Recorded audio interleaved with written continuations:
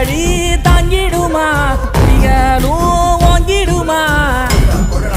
வருவாய் தருவாய் உடனே சக சக சக சக சகவன செந்திர குருதியை கொண்டே கொடடா இருடா வருவாய் தருவாய் உடனே சக சக சக சக சகவன செந்திர குருதியை கொண்டே